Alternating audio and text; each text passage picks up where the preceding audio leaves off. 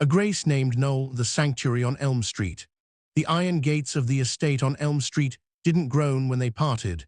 They slid open with a smooth, well-oiled dignity that felt entirely deliberate, as if the house itself were making a conscious decision to let the world in.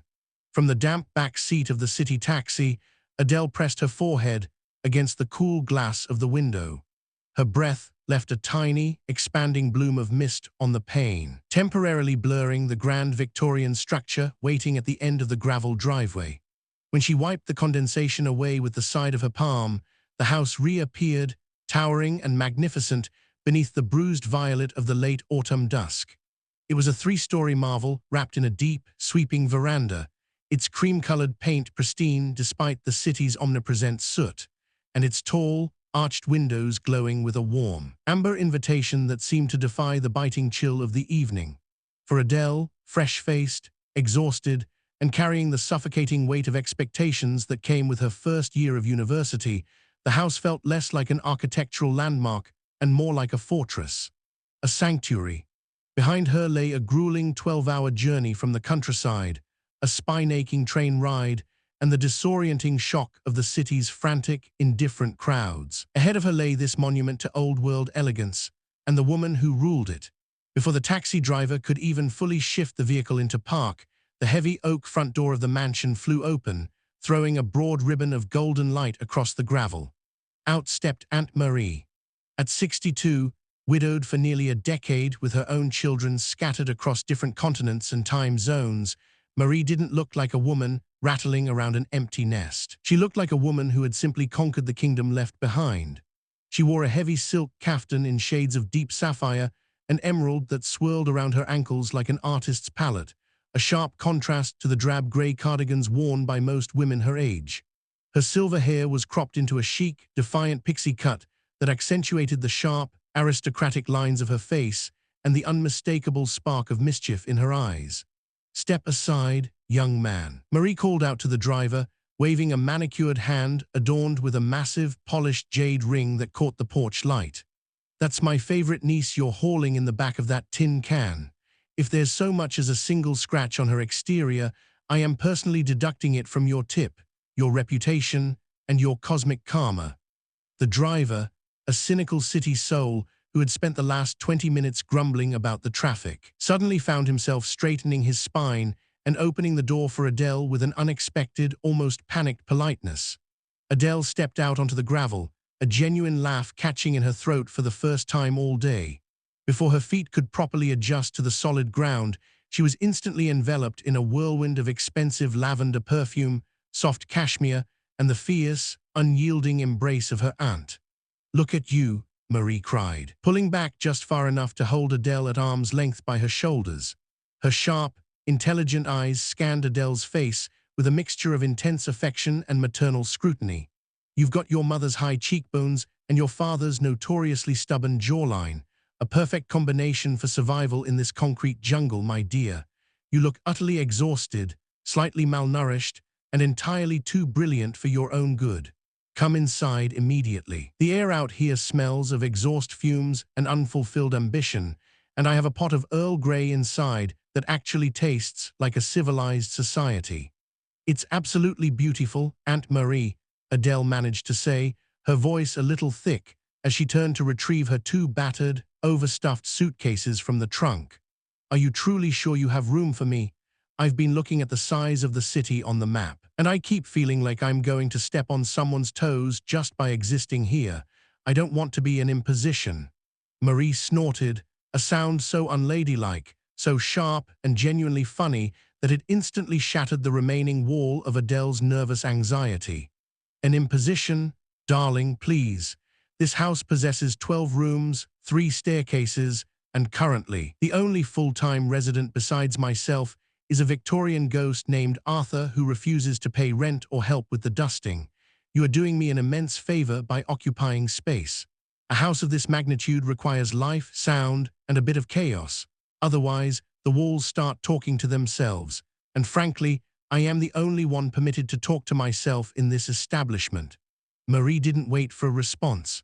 With an effortless grace that belied her age, she commandeered the heavier of the two bags, ignoring Adele's protests with a sharp flick of her wrist. They walked up the wide, sweeping wooden steps of the porch. Inside, the foyer was a masterclass in what Adele could only describe as elegant, intentional clutter. It was a space that spoke of a life lived fully and without apology. Dark, gleaming hardwood floors were partially covered by thick, intricate Persian rugs that had faded into beautiful, muted jewel tones. Along the hallway, stern, oil-painted portraits of long-dead ancestors hung directly adjacent to framed, whimsical caricatures from street artists in Paris. A massive grandfather clock ticked with a slow, reassuring heartbeat in the corner, and from somewhere deep in the back of the house, the rich, intoxicating scent of baking cinnamon and roasted nuts drifted through the air. "Now, let us establish the immediate geography of your new empire," Marie said, her voice echoing pleasantly against the high, vaulted ceilings as she led Adele down a long, sunlit corridor that stretched toward the western wing of the house. "Your proper bedroom is upstairs in the main quarters, naturally, the one with the southern exposure, so you can watch the sunset while you ruin your eyesight studying those monstrous textbooks.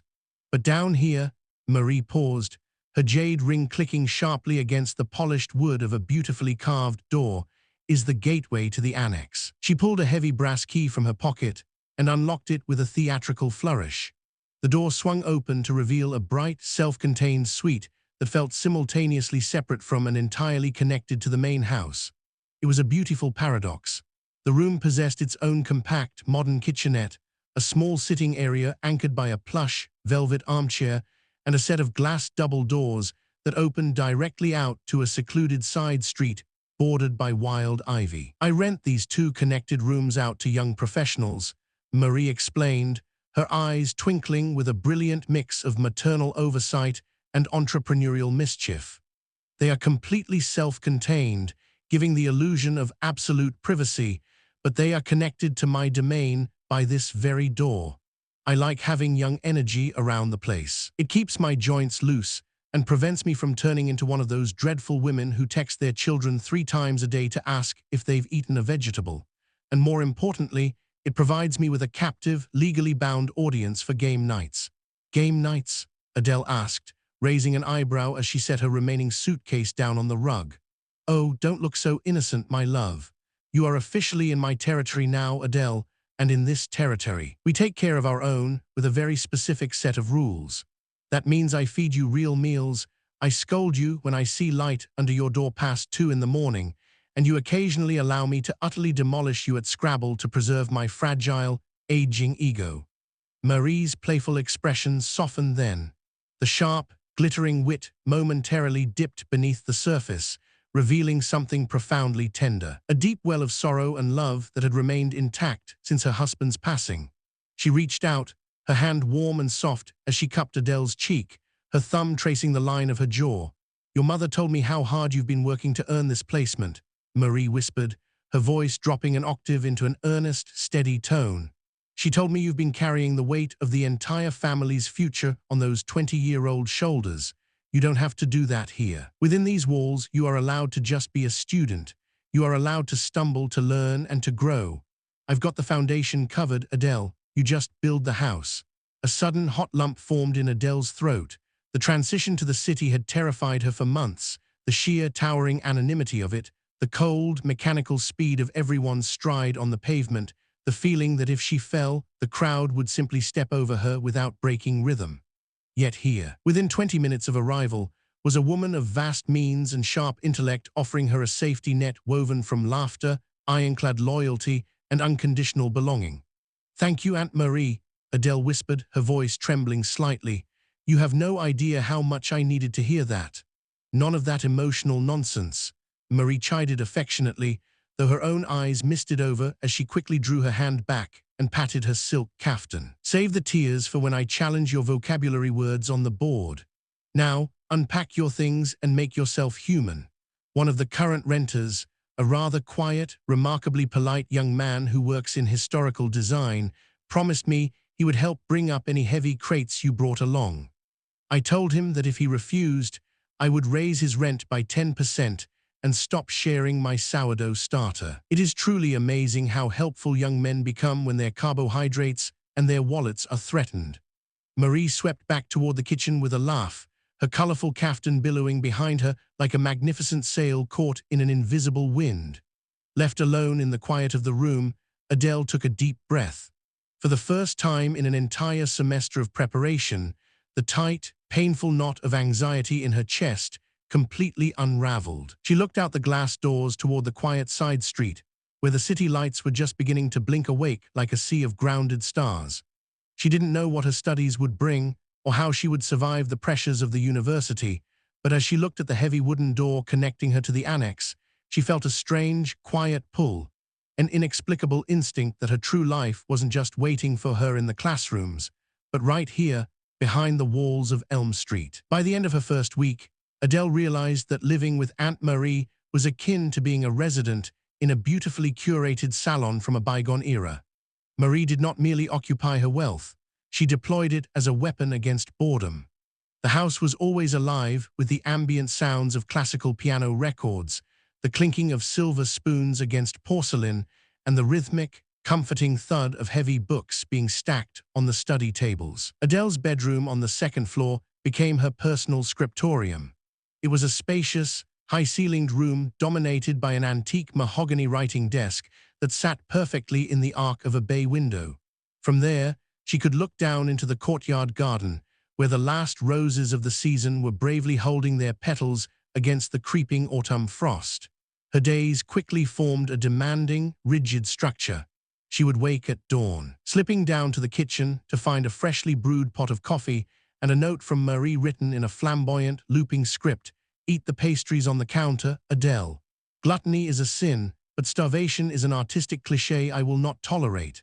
Then came the long hours at the university library, where she buried herself in the mechanics of advanced grammar, structural linguistics, and the dense, dry histories of the pre-colonial eras. It was exhausting work, a kind of study that left her mind feeling stretched to its absolute limit, her thoughts constantly cataloging rules, syntaxes, and dates. The city outside the university gates remained a loud, chaotic blur, but Elm Street was the anchor that kept her from drifting away. Every evening, without fail, the transition from the academic world to the sanctuary of the house occurred at precisely 7 o'clock. "A scholar must eat like a trencherman," Marie declared one Thursday evening. Sweeping into Adele's room without knocking, carrying a tray of roasted chicken, rosemary potatoes, and a salad that smelled sharply of lemon and garlic. "If you continue to survive on black coffee and nervous energy, Adele, your brain will shrivel to the size of a walnut, and I will be forced to explain to your mother why her brilliant daughter has lost the ability to form a coherent sentence." Adele looked up from her notes, her eyes strained but her face instantly lighting up with a smile. "I was just finishing this chapter on historical syntaxes, Aunt Marie. I lost track of time." "Time is a human construct designed to make us feel inadequate," Marie said, setting the tray down onto the desk directly over a pile of loose-leaf paper. "The chicken, however, is a reality. Eat, and when you are finished, put on something that doesn't look like you pulled it from a laundry hamper. Tonight is a grand occasion." "An occasion?" Adele asked, picking up a fork.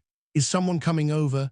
"The annex is coming over," Marie said, her eyes flashing with that familiar, wicked delight. "Young Clara from the upper suite has managed to secure a temporary truce with her law firm, and Mr. Noel has finally emerged from his architectural cavern with a set of blueprints that he claims are revolutionary. We are having a proper game night, Adele. The vintage bingo cage has been oiled, the Scrabble tiles have been counted, and I have prepared a platter of lemon tarts that are legally classified as an addictive substance." Adele laughed, the heavy fog of her studies instantly lifting at her aunt's enthusiasm. All right, I'll eat, I'll change, and I'll come down. But I warn you, my vocabulary has been sharpened by 8 hours of linguistics. I might actually beat you at Scrabble tonight." Marie paused at the door, her hand resting on her hip as she threw a dramatic, pitying look back over her shoulder. "Oh, my sweet, naive child. Thousands of students have passed through the gates of that university, but none of them have ever survived my triple-letter score on a Saturday night. Dress quickly. The arena awaits."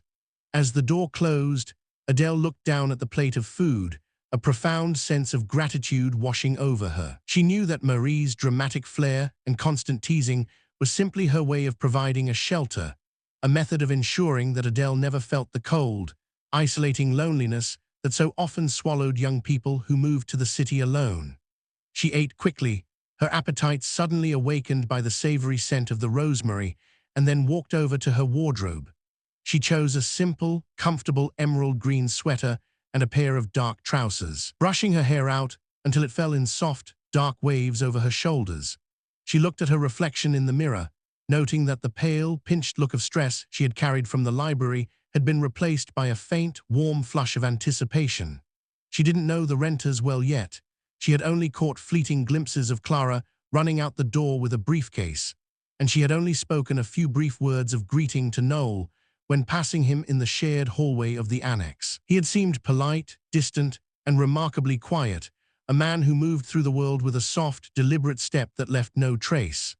As Adele turned off her desk lamp and walked out into the hallway, the distant, musical sound of Aunt Marie's laughter echoed up the stairwell, accompanied by the distinct, metallic rattle of a vintage bingo cage.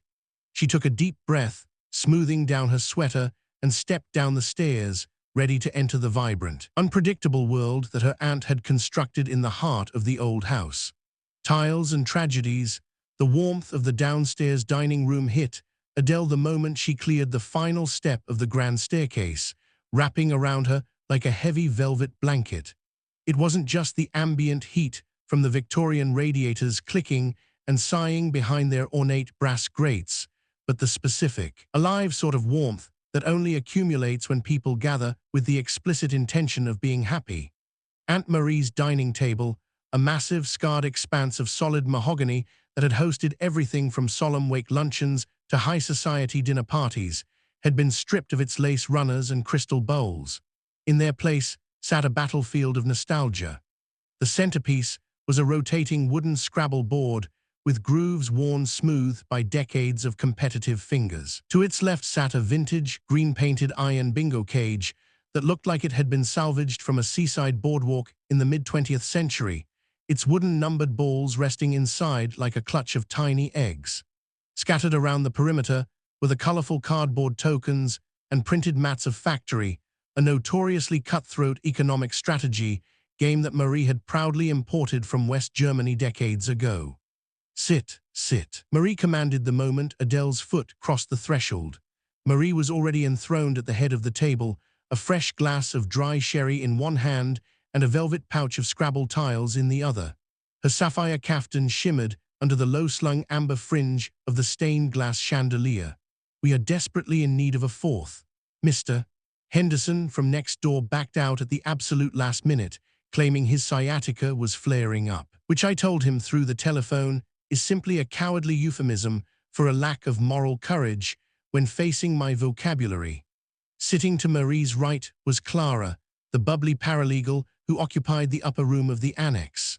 Clara looked like she had spent the day being put through a legal meat grinder, but her dark eyes were bright, and she had already rolled up the sleeves of her oversized white button-down. A half-eaten pretzel brandished in her left hand like a miniature club, and sitting opposite Clara, leaning back slightly into the shadows of the high-backed chairs, was Noel.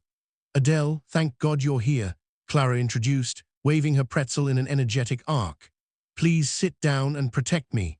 I'm the resident legal mind, but Noel over here is the resident brooding artist, and he is an absolute, remorseless shark at bingo. He's already won 2 lemon tarts, and he hasn't even blinked." Noel stood up immediately. It wasn't the frantic, performative politeness of the city boys Adele encountered at the university kiosks, but a quiet, old-world gesture of genuine respect that caught her entirely off guard. He was tall, with a lean, athletic build that seemed subtly compressed beneath a charcoal-gray fisherman's sweater. His thick, dark hair fell slightly into his eyes, giving him the look of someone who spent entirely too much time leaning over drafting tables under low light. He wasn't conventionally loud or striking, but there was an arrestingly calm gravity to his presence. When he looked across the mahogany at her, his eyes, a deep, highly observant hazel that seemed to shift color under the amber chandelier, took her in with a single, quiet sweep. There was no pretense in his face, no mask of city indifference. "Hi, Adele," he said. His voice was low, smooth, and carried a peculiar, grounded warmth that made the drafty corners of the old dining room feel instantly cozy. "Marie hasn't stopped talking about you all week.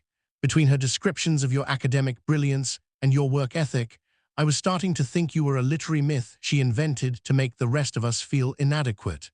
Just a very tired, very real student, Adele smiled, her initial hesitation melting as she took the empty velvet cushioned seat directly opposite him. Don't let her fool you. My brilliance currently consists of memorizing dead languages until my eyelids twitch. Well, the twitching ends right now, Marie declared, spinning the iron bingo cage with a dramatic, clattering flourish that sounded like a miniature train crashing into a jewelry box. Tonight, we play for exceptionally high stakes. The loser of the overall tournament has to clean the industrial espresso machine in the morning, and I happen to know for a fact that Noel used the last of the Colombian dark roast this morning without wiping down the steam wand. Noel dropped back into his chair, his lips twitching into a slow, remarkably beautiful smile that reached the corners of his eyes, crinkling the skin there in a way that suggested he smiled far more often than his quiet demeanor let on. The steam wand was immaculate, Marie. I used a microfiber cloth. You're projecting your own culinary sins onto the architecture crew. Blasphemy, Marie huffed, though her eyes danced with delight. B12, who has B12, speak now or forever hold your peace. The game commenced, and with it, a symphony of domestic noise that Adele hadn't realized her soul was starving for.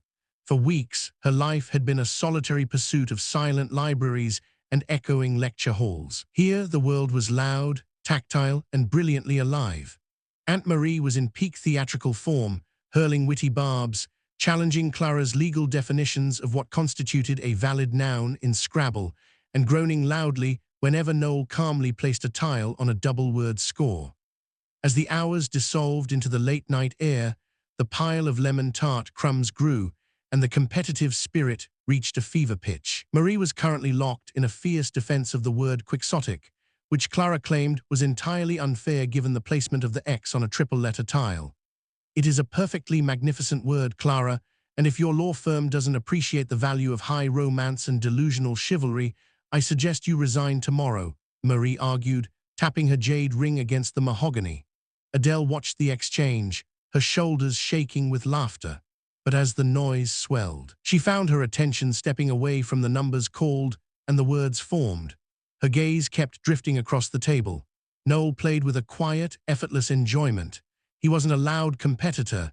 He didn't boast when his strategy in factory cornered the market on textile production, nor did he sigh when Marie used a triple-letter score to bypass him. Instead, his joy seemed entirely derived from the atmosphere itself. He watched Marie with the deep affection of someone who appreciated the rare value of an eccentric, kind soul. Every time her aunt made a particularly sharp, scandalous joke about the local neighborhood association, Noel's face would light up, that slow, genuine smile transforming his features from those of a detached scholar into someone intensely, beautifully present. At one point, as Marie and Clara became embroiled in a heated, highly animated debate over whether a proper noun could be grandfathered into their modified version of Scrabble, Adele reached for the crystal bowl of cinnamon-roasted almonds at the center of the table. Her fingers had just brushed the rim when Noel reached for it at the exact same moment. His long, calloused fingers, stained slightly at the tips with the faint blue ink of drafting pens, brushed against the back of her hand. It was a brief, entirely accidental contact, but a sudden, sharp spark of electric awareness shot straight up Adele's arm, so potent it made the small hairs on her wrist stand up. She pulled her hand back slightly, a sudden hot flush of color rising rapidly into her cheeks.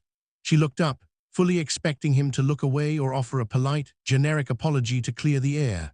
But Noel didn't look away. He stayed entirely still, his hand resting on the edge of the bowl, his hazel eyes staring directly into hers. His expression wasn't one of embarrassment or casual amusement. It was a look of deep, almost sorrowful intensity. It was an expression that belonged to someone who recognized something ancient and familiar in another person, a heavy, quiet look that lasted for only a heartbeat before he blinked, the intensity receding behind his usual gentle calm. "Here," he murmured, his voice dropping below the volume of the argument raging beside them. He pushed the crystal bowl an inch closer to her plate. "You've been staring at that syntax book all week, Adele. You need the brain food more than they need to win this argument." "Thanks," Adele whispered, Her heart was doing a strange, unfamiliar flutter against her ribs, like a bird trapped in a wicker cage. She took a single almond, her eyes remaining fixed on him for a second longer than was strictly polite. "How do you know I've been staring at the syntax book?" Noel leaned back, his shoulders relaxing against the dark wood of his chair. "The annex windows look out onto the courtyard. Remember, when I'm working on my elevations at night, I can see the green glow of your desk lamp upstairs. You don't turn it off until the streetlights on Elm Street go out at 3 in the morning. You're watching my lamp. I'm watching the hours you keep," he corrected softly, his gaze steady. "Architecture is about structure, Adele. I know how much strain a pillar can take before it starts to crack. You're pushing yourself very hard." Adele felt a strange warmth spread through her chest, completely unrelated to the heat of the room. It was the feeling of being noticed, not as an academic entity or a niece to be taken care of, but as an individual navigating her own heavy storms. Before she could voice the thought, Marie's hand slammed down on the table with a theatrical thud, causing the Scrabble tiles to jump in their tracks. "Aha, victory is mine," Marie shouted, pointing a long, lacquered finger at Clara's side of the board. "The legal department has fallen. Clara, help me carry this empty tea service and the platter back to the kitchen before I decide to make you clean the gutters instead of the espresso machine." "I was robbed," Clara groaned, though she was grinning as she stood up, gathering the sticky plates. "The system is rigged against the working class." As Marie and Clara swept out of the room, their voices fading into the distant clatter of the kitchen sink, the dining room fell into a sudden, immense silence. The grandfather clock in the hall chimed midnight, its deep, brassy tones counting out the hours with a slow solemnity. Left alone at the massive table, Adele felt the space between her and Noel expand until it filled the room. She began sorting the wooden Scrabble tiles, picking them up one by one and dropping them back into the velvet bag with a rhythmic clack, clack, clack. Noel didn't leave. Instead, he reached out, his long fingers systematically gathering the remaining letters from his side of the board, his movements slow, deliberate, and hypnotic. "You're exceptionally good at this," Adele noted, watching the precise movements of his hands. "Marie mentioned you work in historical architectural restoration. Is that why you like these old games? Because they have rigid rules?" Noel paused, a wooden cue held between his thumb and forefinger. He looked down at the tile, a thoughtful, distant expression passing over his face, as if he were listening to a sound very far away. "I don't think it's the rules, Adele. I think I just like things that have a history, things that were built to last with a specific purpose, even if they've been neglected or forgotten for a while. There's an honesty in old design. It doesn't pretend to be anything other than what it is."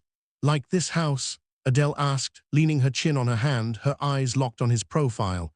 "Like this house," he agreed, finally looking up to meet her gaze directly.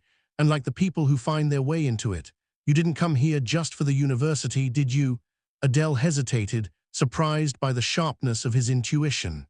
"I came here because I had to escape the expectations back home. Everyone expected me to take the safe path, but I wanted something larger, even if it terrifies me." "Territory can be terrifying," Noel said softly, his hazel eyes darkening with an emotion she couldn't quite identify. "But you have Marie, and you have a sanctuary here. Don't let the city change the rhythm of your heart, Adele." There was an undeniable, heavy resonance to his words, a specific sort of gravity that made Adele feel as though they were no longer speaking about joists, masonry, or board games. She felt an immediate, profound comfort in his presence, a sense that she could sit in this quiet room with him for hours, speaking of everything and nothing without ever running out of breath. He was a friend. She could feel it in the ease of his posture, the lack of city demands in his eyes.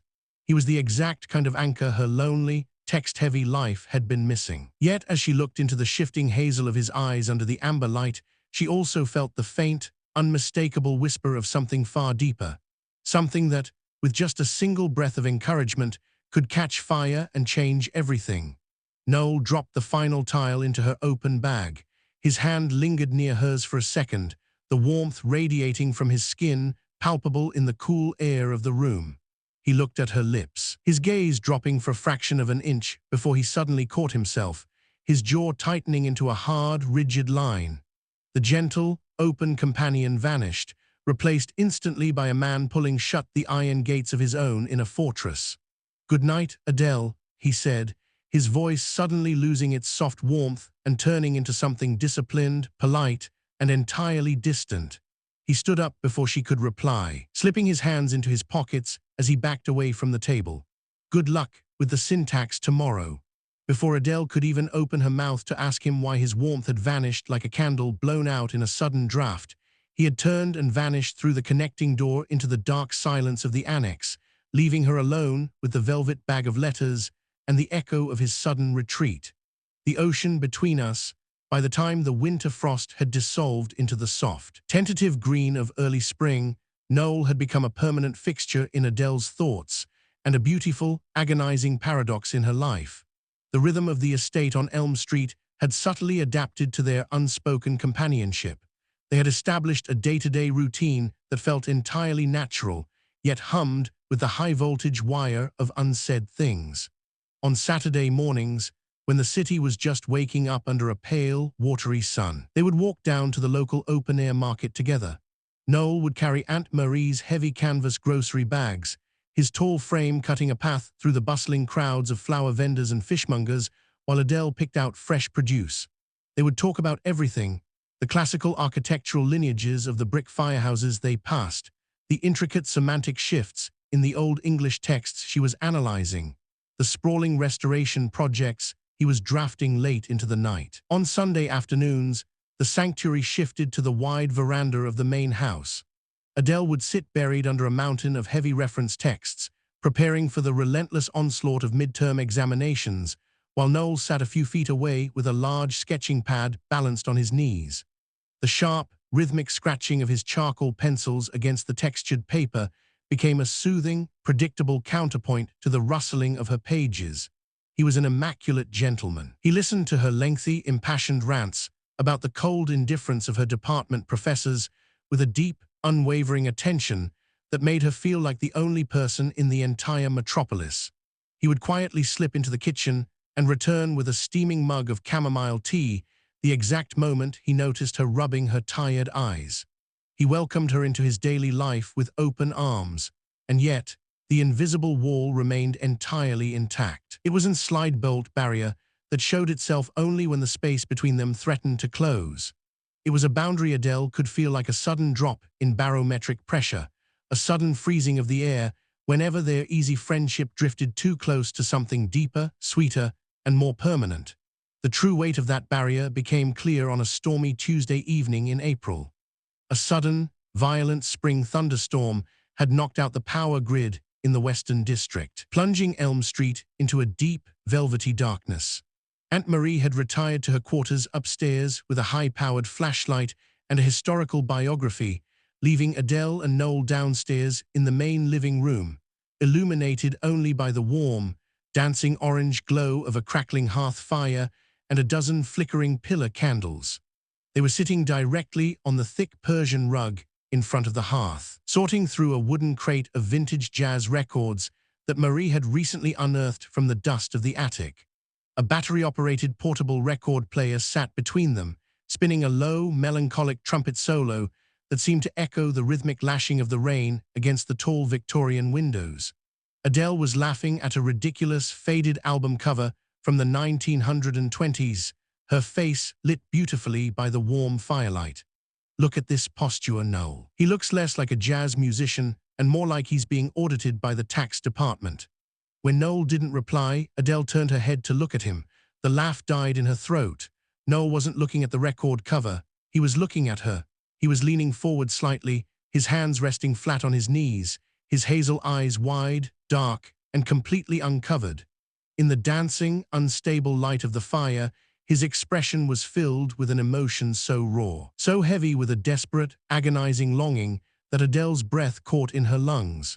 The playful atmosphere evaporated instantly, replaced by an electric, suffocating silence that seemed to hum in perfect synchronization with the thunder rolling outside. Adele didn't initiate things. She possessed too much respect for his boundaries, too much innate guard. But in that stretched, silent second, she let her posture soften. She leaned in just a fraction of an inch toward him across the rug, letting her gaze drop deliberately to his lips in an open, silent invitation. She was ready to welcome him into her heart fully, to let the safe harbor of their friendship wash away into the deeper, sweeter currents they both clearly felt pulling at them from across the mahogany table weeks ago. The exact millisecond the distance between them narrowed, Noel froze. It was as if an icy current had suddenly flooded his veins. The intense warmth in his eyes died out, replaced instantly by a look of sharp, terrifying internal conflict, a flash of pure panic and spiritual guilt that broke the spell entirely. He blinked, jerking his head back as if he had been burned by the hearth fire, and stood up so violently he nearly knocked over a stack of vinyl records. I should get back to the annex, he said. His voice was strained, unnaturally tight, and completely stripped of its usual smooth, grounding warmth. He wouldn't look at her. Instead, his eyes were fixed entirely on the dark hardwood floor near the edge of the rug. The rain is letting up, and I have an exceptionally early presentation with the Heritage Board tomorrow morning regarding the old library facade. Noel, wait, Adele said, rising to her feet quickly, her hand reaching out instinctively toward the dark wool of his sleeve. Please, look at me. Did I say something wrong? Did I do something to upset you? Every time we get close, you look at me like I'm an enemy. No, he said fiercely, his back still turned to her as he retreated toward the connecting door that led to his rented suite. He took a deep, shuddering breath, his broad shoulders rising and falling with immense effort under his dark fisherman's sweater. When he finally turned around to face her, he had forced a polite, entirely superficial smile back onto his face, the distant, generic smile of a friendly neighbor, nothing more. You didn't do anything wrong, Adele. You never do. You are a gift to this house. Good night. Before she could speak, the connecting door clicked shut, the lock sliding home with a definitive sound that left her alone with the dying fire and the shadow of his retreat. This became the agonizing, beautiful cycle of their spring. A beautiful, effortless closeness during the sunlit hours, followed by a sudden, freezing emotional distance, the moment the sun went down and the world narrowed to just the two of them. It was as if Noel was constantly wrestling with a ghost only he could see, pulling himself back from the edge of a cliff that had no bottom. He kept a strange, distant relation with her whenever their conversations became too personal, a profound hesitation that Adele could sense like a change in atmospheric pressure. She began to torture herself with questions during the long nights under her green desk lamp. Was there someone else? A secret fiancé in the countryside he couldn't break away from? A deeply broken heart from his past that he hadn't fully healed from? Or perhaps he simply found her lacking. Desperate for some kind of anchor, she tried asking Aunt Marie a week later while they were folding fresh linen in the sunlit laundry room at the back of the house. Aunt Marie. Adele began subtly, smoothing down the edges of a white linen tablecloth.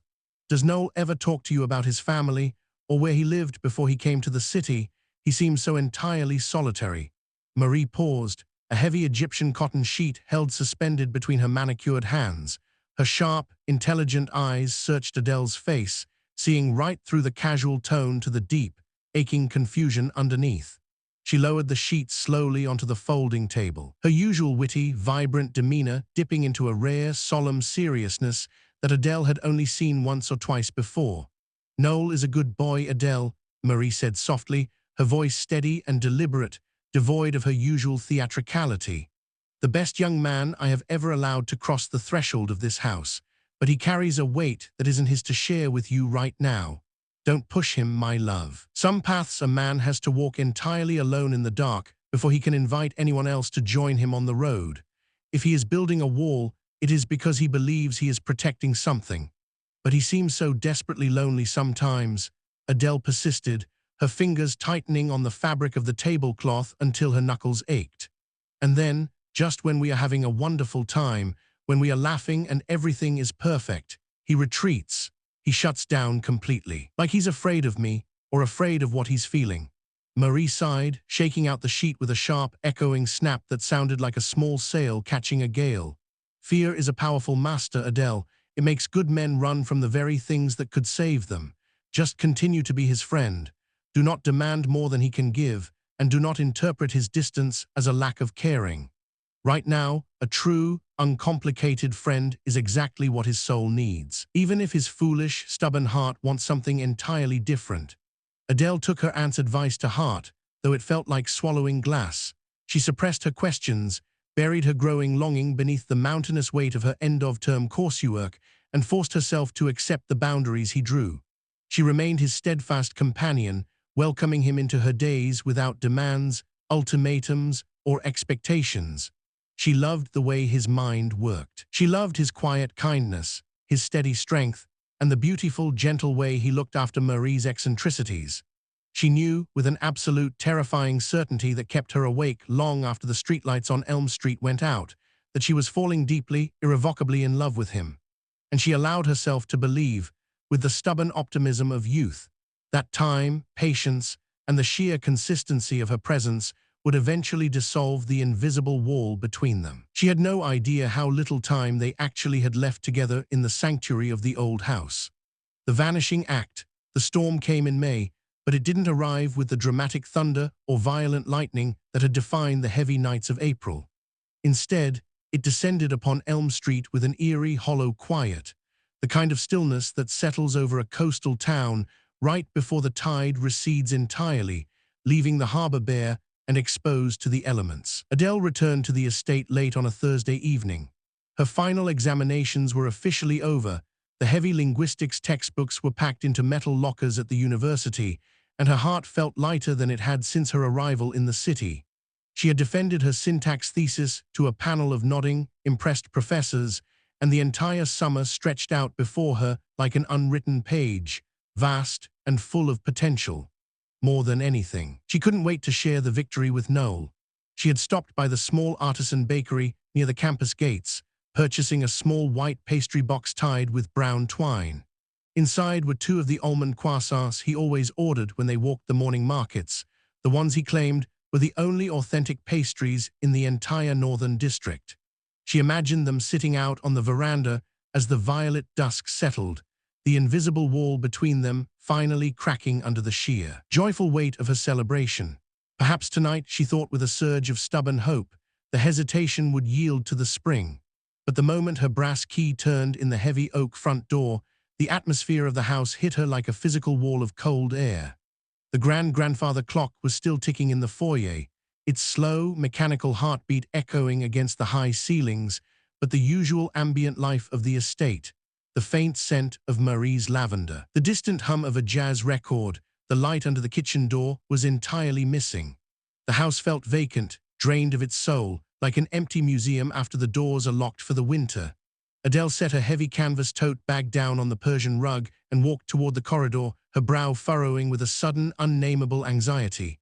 "Aunt Marie, I'm home. The exams are finished." There was no witty retort echoing down the hall. When Adele stepped into the grand kitchen, she found Aunt Marie sitting motionless at the long mahogany table. The room was dark, lit only by the pale gray twilight filtering through the high windows.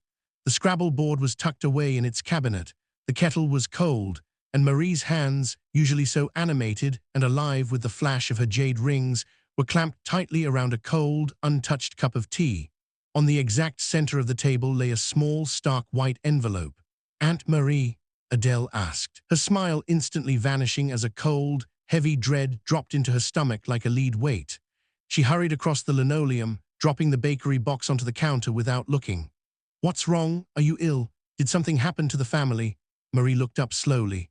Her face was strikingly pale, the usual sharp, intelligent spark in her eyes clouded over by a profound, rare sorrow that made her look every bit of her years.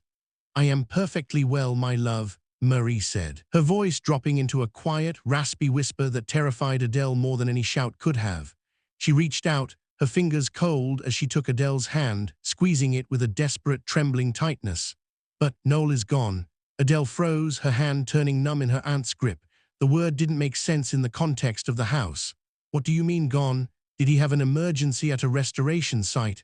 A sudden architectural project in the capital?" "No, Adele," Marie said softly, a slow, painful tear escaping her eyelids. "He has moved out entirely. He cleared the whole of his annex suite this afternoon while you were at the university. He left his keys on the counter, his final rent check drawn to the end of the season, and he left this for us." She pointed a trembling finger toward the white envelope. Adele yanked her hand away and snatched the paper from the table. Her fingers shook so violently she could barely slide the note from its casing. When she unfolded it, she instantly recognized Noel's handwriting, the precise, structural, architectural script that had so often sketched the facades of old buildings on the veranda. "Marie, thank you for giving me a home when I needed a sanctuary most. Your kindness, your wit, and the shelter of your roof saved me from my own doubts. Please tell Clara goodbye, and please tell Adele. Tell her I am deeply, truly sorry. I must follow the path that was set for me long before I arrived on Elm Street. I cannot stay. Please do not look for me." Noel. Adele read the short paragraph once, then twice, a third time, until the precise black lines of his script blurred together into meaningless ink stains. "Where did he go?" Adele demanded, her voice cracking, a sudden, violent panic rising in her throat like a physical wave. She turned toward the connecting door of the annex, her heart hammering against her ribs. "What is his forwarding address, Aunt Marie? His new telephone number? He must have left a contact for his bank." "He didn't leave one, Adele," Marie said, standing up from the table to wrap her arms around her niece's stiff, shaking shoulders. "He terminated his phone line this morning. I called the historic preservation firm where he worked. His director told me he resigned 2 weeks ago. Effective today, he left no trail. He simply wiped his ledger clean and vanished." "Why?" Adele sobbed, the dam finally breaking as the hot, furious tears burst forth, scalding her cheeks. She pulled away from Marie, running to the connecting door and throwing it open. The annex suite was completely dark. She stumbled inside, flipping the wall switch. The golden light revealed absolute emptiness.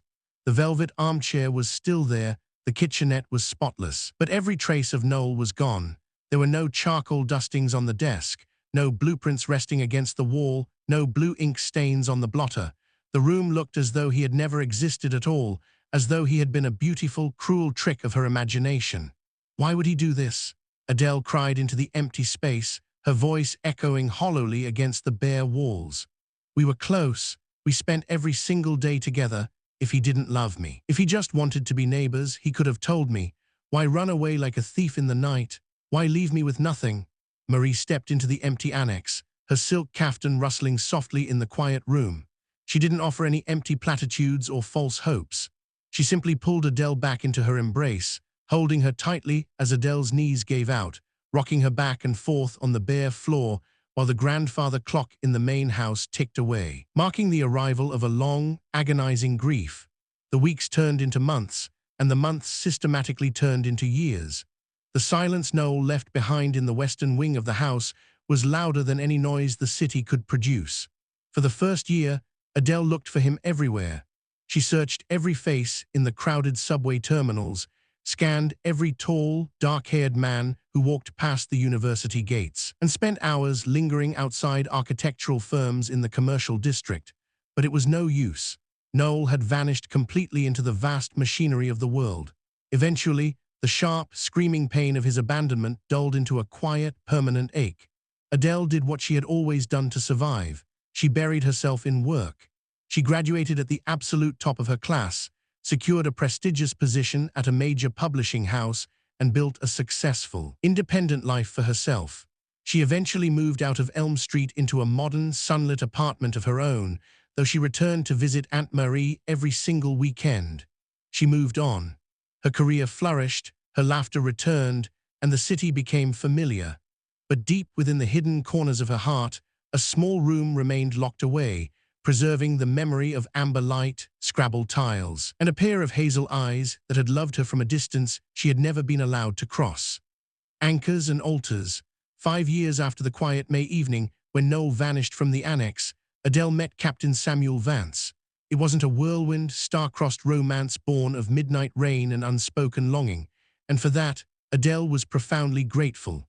Her heart, older now and hardened by the reality of building a career in the competitive corridors of the publishing world, had no use for mysteries. She met Samuel at a charity dinner hosted by one of her authors, and his impact on her life was immediate, clear, and unyielding. Samuel was an army officer, steady, disciplined, and possessor of a booming, infectious laugh that seemed to drive the shadows out of any room he entered. With Samuel, there were no invisible walls. There were no sudden retreats into emotional isolation. No shifting hazel eyes that looked away when the conversation became too intimate. He loved Adele with a fierce, transparent devotion that was as solid as the uniform he wore. When he looked at her, His love felt less like a question and more like an anchor, dropping straight through the turbulent waters of her past to lock her securely in place. He gave her the world. He celebrated her rapid promotions at the publishing house, bought her first edition prints of her favorite historical novels, and charmed Aunt Marie within 5 minutes of crossing the threshold of Elm Street. A man who actually stands up straight, knows how to look a woman in the eye, and mixes a proper martini, Marie had declared that night, throwing a sharp, approving glance at Adele from behind her glass. Keep him, Adele. The brooding artist type is good for poetry, but a soldier knows how to defend the fortress. Adele did keep him. When Samuel knelt on a crisp, rainy autumn evening in the center of a quiet courtyard restaurant and asked her to marry him, Adele said yes with a full, peaceful heart. She loved him deeply. It was a different kind of love than the wild, agonizing fire she had felt in her early 20s. It was mature, grounded, and safe. She was ready for it.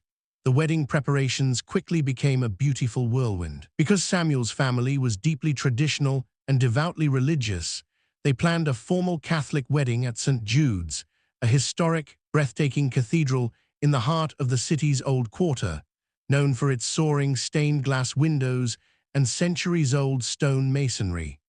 2 weeks before the ceremony, Adele found herself sitting in the quiet, wood-paneled parish office of the cathedral. They were scheduled for their final marriage preparation meeting with the priest who would be officiating their vows.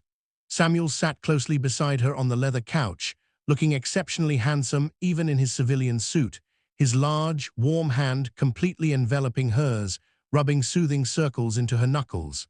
"The rector here comes highly recommended," Samuel was saying, checking his silver watch with practiced military precision. "My mother says he's relatively young, but incredibly devout. He took over the parish administration last year and has apparently transformed the community." The heavy oak door of the inner office clicked open, the sound echoing sharply against the high ceilings. "I apologize for the delay, Captain Miss Garcia," a deep, smooth, agonizingly familiar baritone voice said from the doorway.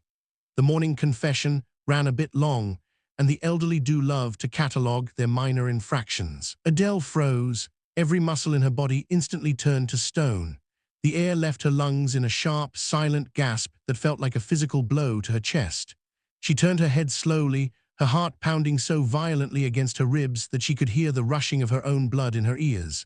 Standing in the doorway, clad in the stark, flowing black cassock and the crisp white Roman collar of a Catholic priest, was Noel. He looked older. There were faint, dignified lines of weariness and wisdom etched around the corners of his eyes, and his thick, dark hair was cut much shorter now, neat and precise. But it was undeniably him. The shifting hazel eyes, the calm, magnetic gravity, the long fingers that had once sorted Scrabble tiles on the mahogany table on Elm Street. Noel stopped short as his eyes fell upon the bride-to-be. For a fraction of a second, the immaculate, pastoral composure of the priest completely slipped. A look of profound, agonizing shock flashed across his features, followed instantly by a wave of raw, exposed vulnerability that mirrored the exact look he had given her by the firelight 5 years ago. He gripped the edge of the leather clipboard in his hands so tightly that his knuckles turned stark white against the wood. "Adele," he breathed, the name slipping past his lips in a ragged whisper before his training could catch it.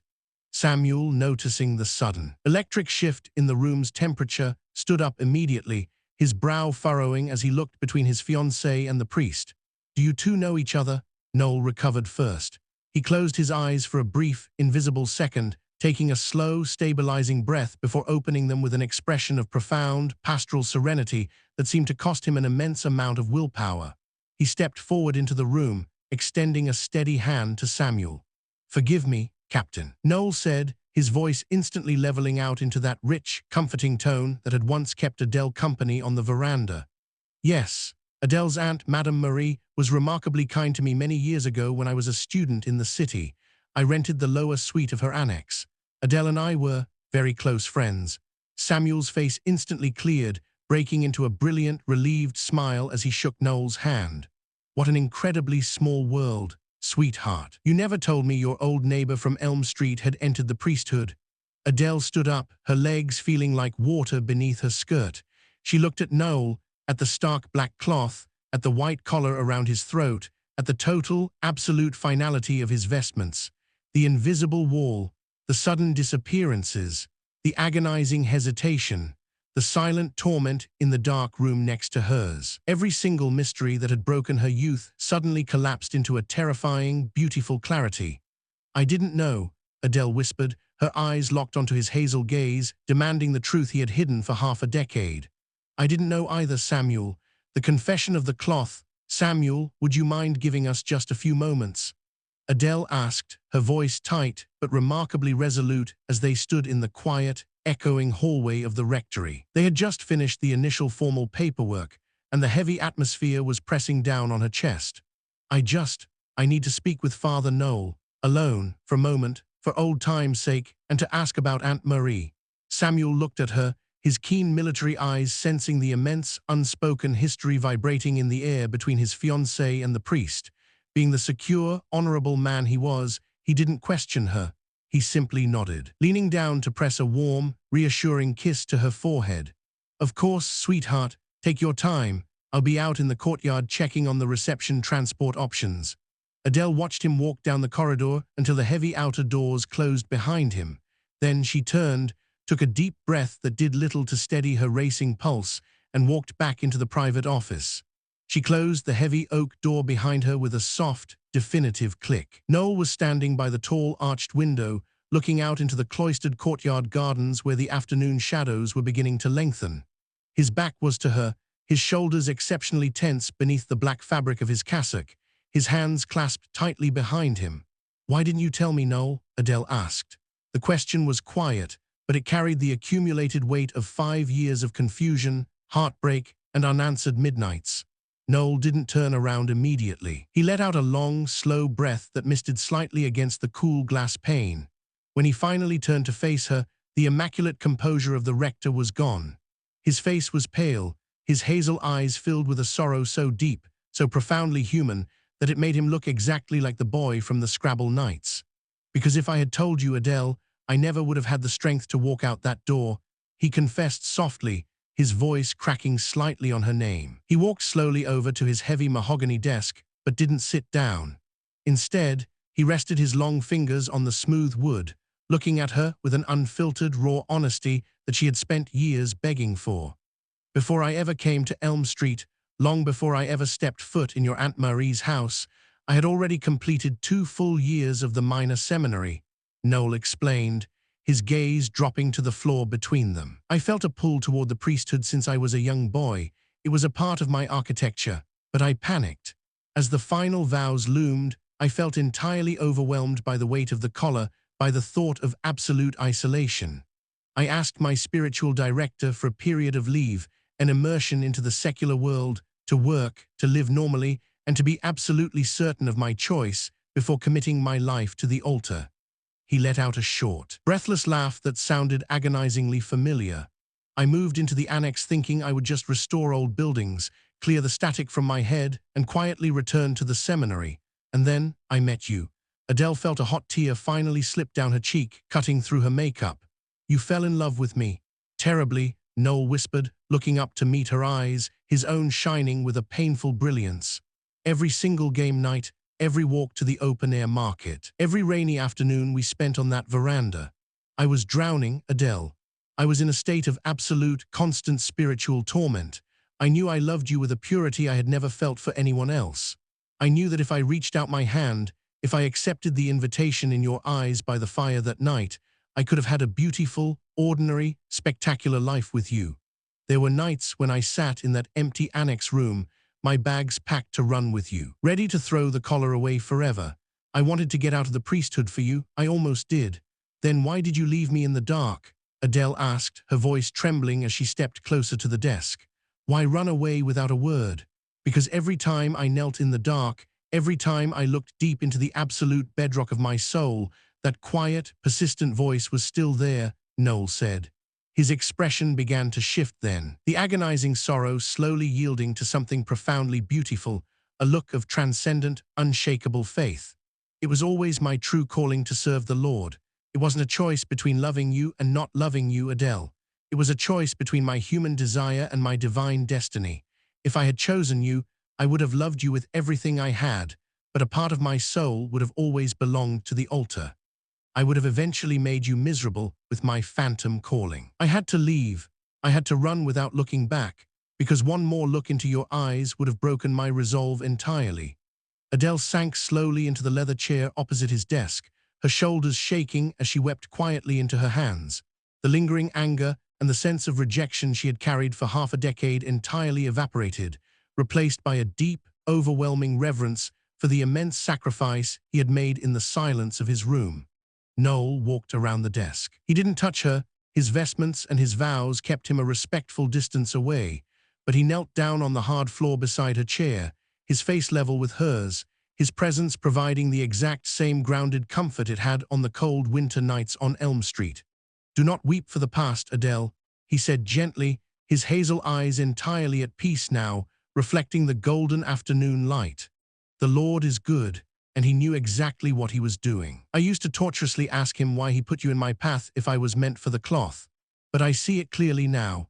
I think I was meant to be in your life, to be an angel, to protect you, to keep your heart safe from the cynical men of this city, and to hold the fort until a truly great, honorable man like Samuel could arrive to give you the world." He smiled, a genuine, radiant smile that completely dissolved the formal distance of the rectory. "Samuel is a magnificent man. Adele, I have spent the last hour reviewing his testimony and looking into his soul through his words, and he loves you with a fierce devotion that matches your own worth. It would be the greatest, most profound honor of my life if you would allow me to officiate your wedding and marry you both." Adele looked at him, wiping her tears away with the back of her hand. She saw the boy who played Scrabble, and she saw the priest who stood before God. She saw the seamless, beautiful continuity of her life, how the heartbreak of the past had perfectly prepared her to accept the grace of the present.